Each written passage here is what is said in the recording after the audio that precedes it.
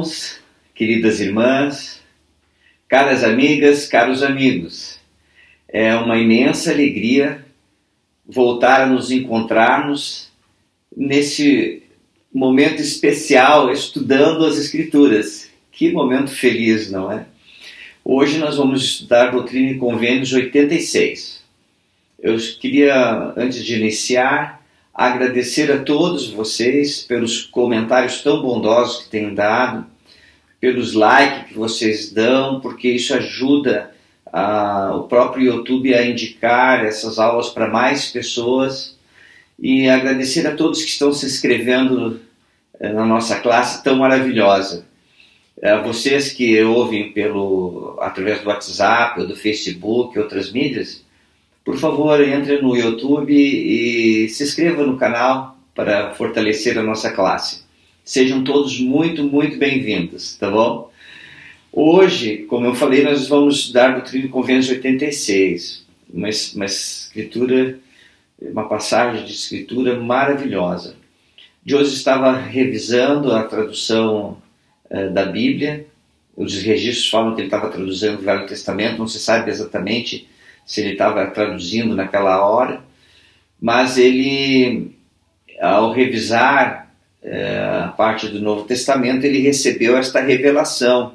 Isso foi em 6 de dezembro de 1832, e fala sobre a parábola do joio e do trigo, ou do trigo e do joio, tá bom? Nos primeiros versículos diz assim: em verdade, assim diz o Senhor, Doutrina e Convênios 86, versículo 1, tá? Em verdade, assim diz o Senhor, a vós, meus servos, em relação à parábola do trigo e do joio. Eis que em verdade vos digo que o campo era o mundo, e os apóstolos eram os semeadores das sementes. E depois de terem adormecido, a grande perseguidora da igreja, a apóstata, a prostituta, sim, Babilônia, que faz com que todas as nações bebam de seu cálice, em cujos corações o inimigo, sim, Satanás, assenta-se para reinar. Eis que ele semeia o joio, portanto, o joio sufoca o trigo e impele a igreja para o deserto. Mas eis que nos últimos dias, sim, agora, enquanto o Senhor está começando a trazer à luz a palavra e a haste está brotando, está ainda tenra. Aqui o Senhor, quando está ensinando a parábola do joio e do trigo, é uma referência ao final, à segunda vinda. Que nesta ocasião, aqueles que não aceitaram o Salvador, né, os iníquos, eles serão queimados, e os santos ressuscitarão e irão ao encontro do Salvador, e iniciará a era do milênio, onde a terra receberá a glória paradisíaca. E o que acontece? Aqui o Senhor está dizendo no 4 que a igreja estava começando a ser restaurada e brotar. Olha só o 5. Eis que em verdade vos digo, os anjos estão clamando ao Senhor dia e noite, pois estão prontos e esperando para serem enviados a ceifar os campos. Diz-lhes, porém, o Senhor, não arranqueis o joio enquanto a folha estiver ainda tenra, pois, em verdade, vossa fé é fraca, para que não destruais também o trigo. Portanto, deixai que o trigo e o joio cresçam juntos, até que a colheita esteja completamente amadurecida. Então colhereis primeiramente o trigo, dentre o joio, e depois da colheita do trigo, eis que o joio será amarrado em feixes, e o campo estará pronto para ser queimado. Como falei, uma referência, uma alusão à segunda vinda. Algo interessante que eu gostaria de mostrar aqui é que o Senhor, ele fala assim, a vossa fé é fraca. E eu gostaria que eu e você pudéssemos pensar assim: nós aceitamos o Evangelho, aceitamos o Salvador Jesus Cristo em nossa vida, e o Evangelho restaurado, e estamos vivendo este Evangelho. Mas aqui o Senhor está dizendo que nossa fé é fraca. O Senhor não pode fazer tudo agora, nesse momento, porque a nossa fé ainda é fraca.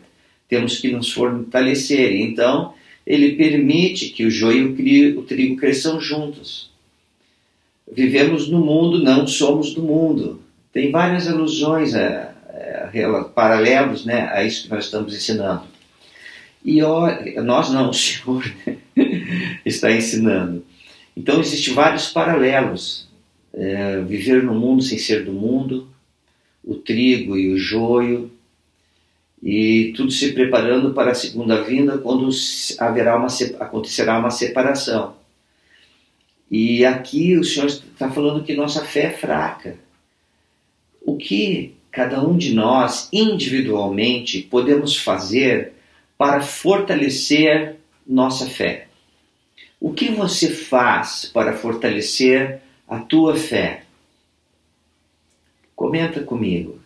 Eu tenho feito algumas coisas que me ajudam a fortalecer minha fé. Eu oro todos os dias, converso com o Senhor, isso me ajuda a fortalecer minha fé. Procuro deixar minha mente e meu coração voltados para o Senhor sempre. Leio, estudo, pondero as Escrituras. Não sou assim aquele grande estudioso que começa a ver lá do grego, do hebreu, não, do aramaico, né, a língua de Jesus. Não, eu estudo as Escrituras como elas, na minha própria língua, no português. E quando eu estou lendo, e ponderando, pensando, eu fico pensando, como isso pode me ajudar? O que eu devo fazer? Como eu devo me posicionar diante dessa situação? Como que eu devo viver isso que o Senhor está me ensinando? Coisas assim, como isso vai afetar minha família, meus filhos, netos. E eu leio e pondero. Isso ajuda a fortalecer minha fé. Eu tenho um amor imenso por minha esposa. Amo minha esposa de todo o meu coração. Assim como eu também amo a Deus, nosso Pai Celestial, Jesus Cristo, de todo o coração, eu amo minha esposa de todo o coração. Eu sou tão grato que Jesus e nosso Pai Celestial, eles nos ensinaram que devemos amar a esposa de todo o coração. Isso é uma dádiva, uma bênção dos céus. Então eu procuro estar sempre em paz, em harmonia, um espírito de companheirismo, de camaradagem, compartilhando sempre, eu e minha esposa. E esse relacionamento me ajuda a exercer mais fé no Salvador, porque quero estar com ela por toda a eternidade. São coisas simples que fortalecem minha fé. Sempre que me dirijo aos meus filhos, vejo como isso se relaciona com a perspectiva eterna. Eu não consigo olhar para os meus filhos pensando só no hoje. Sempre quando eu olho para eles, para os meus netos, eu penso em perspectiva eterna, no plano de felicidade de Deus. Isso sempre me ajuda. Procuro sempre ser uma pessoa positiva. Às vezes não. Uma vez, a minha filha me comentou assim, que eu sou excessivamente positivo. Não existe excessivamente positivo. Eu sou uma pessoa positiva. Isso me ajuda a exercer fé em Cristo. Então são pequenas coisas, né? Eu gosto tanto de participar das aulas da escola dominical, do sacerdócio. Gosto de ouvir o que as outras pessoas pensam sobre aquilo que eu já ponderei também. E começo a olhar como as outras pessoas olham, e daí começo a ver coisas que eu também não tinha visto. E isso ajuda a fortalecer minha fé. São várias coisas que nós vamos fazendo que nos ajuda a fortalecer a fé. E tem uma lista interminável, tenho várias coisas na minha mente. Mas o que nos chama a atenção aqui é que o Senhor fala assim, pois em verdade vossa fé é fraca.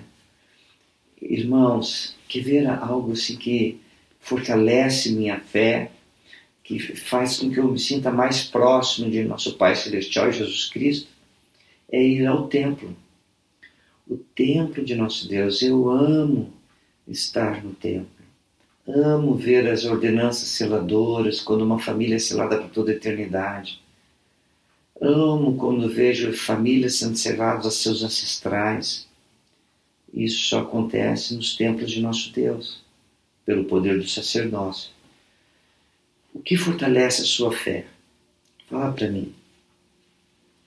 Continuando aqui, no versículo 8.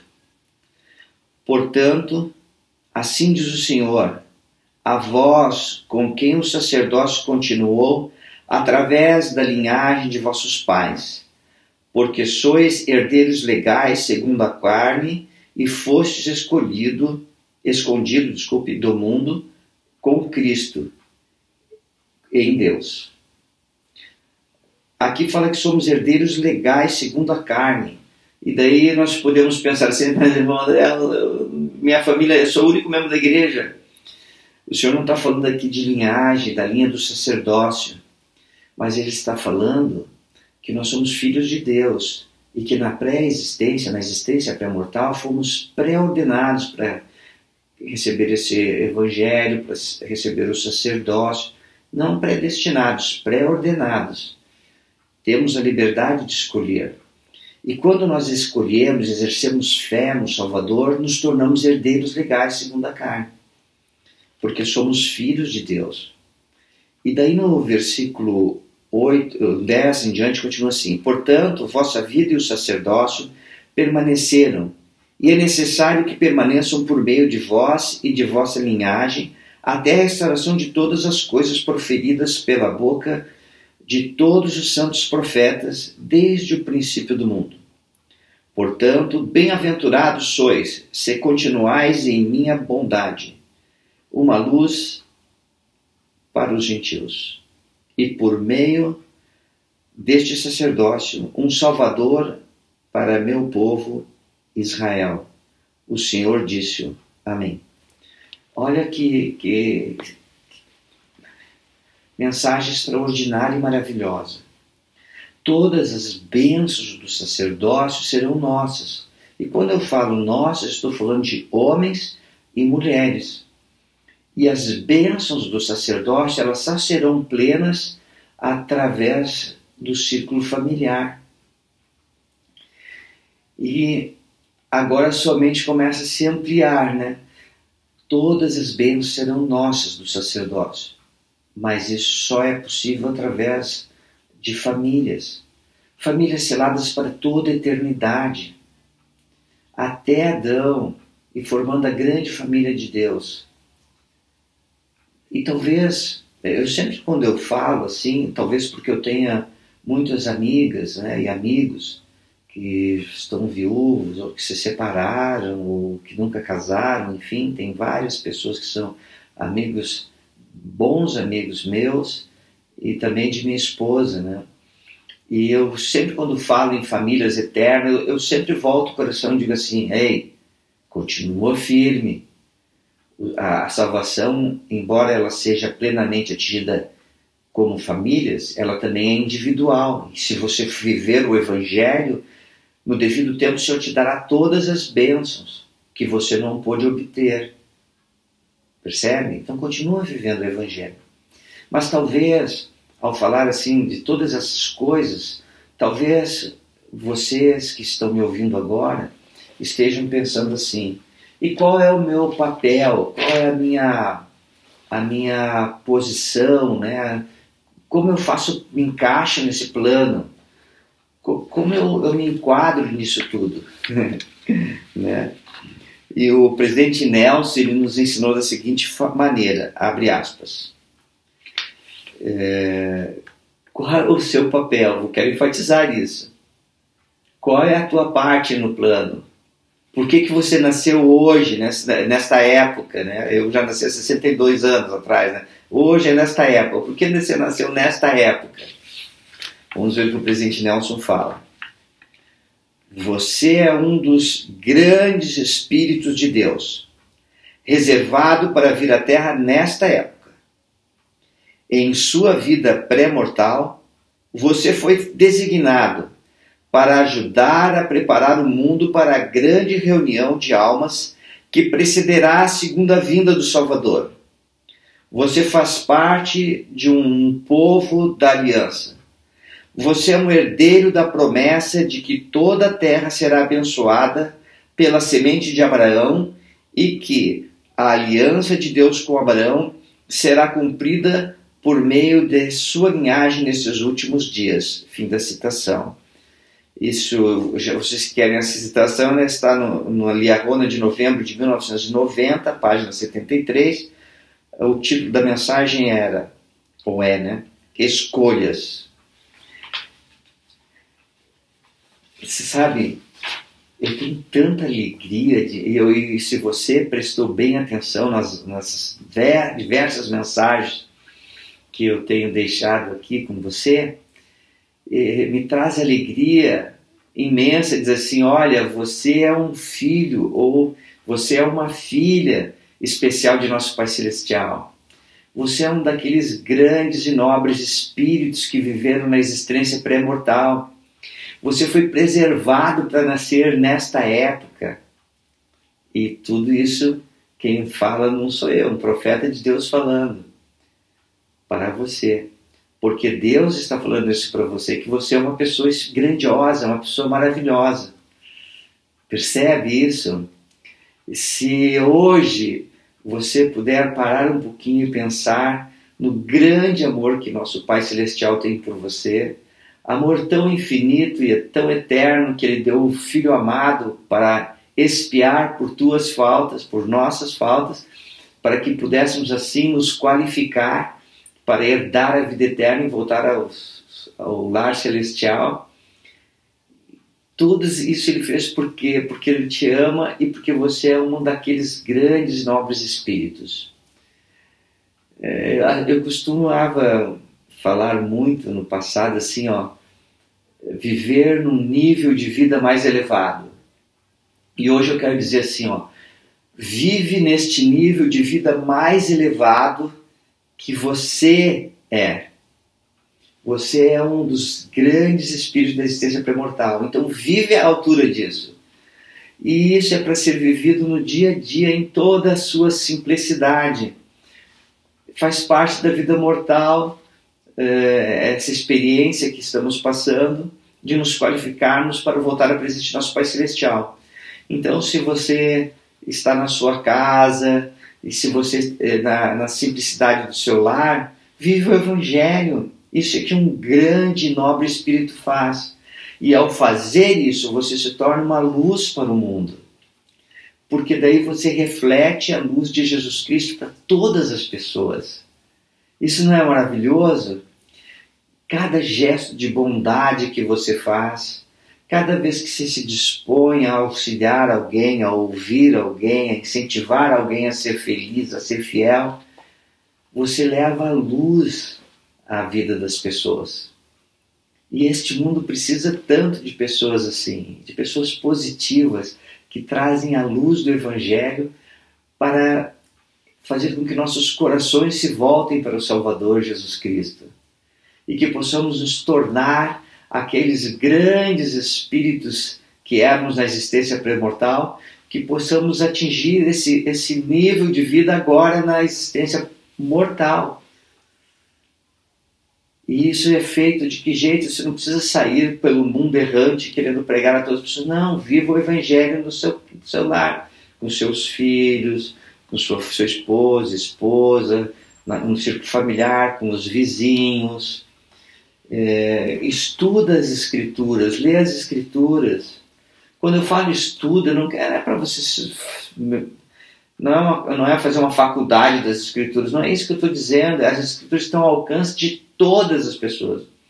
Procura ler as Escrituras e daí pergunta assim, Senhor, nosso Pai Celestial, o que você quer que eu aprenda? O que tu queres que eu aprenda? O que tu queres que eu aprenda? E começa a ler, aí você começa a ler a Escritura, pensa, nossa, como isso se aplicaria na minha vida? Como eu posso desenvolver esse atributo divino, ou este dom? Como eu posso pegar esse ensinamento e viver? Porque quando você faz isso, você está vivendo à altura do grande, gigantesco, do grande Espírito, Filho de Deus que você é. E essa é uma mensagem que eu deixo para vocês hoje, e eu escolhi a melhor parte do Evangelho, para que você pudesse ouvir e se alegrar, e com otimismo viver cada dia de sua vida. Em nome de Jesus Cristo, amém. Tchau, queridas irmãs, queridos irmãos, jovens, crianças, um abraço do Vovô Dé, tá bom? Tchau, cuide-se bem, seja feliz.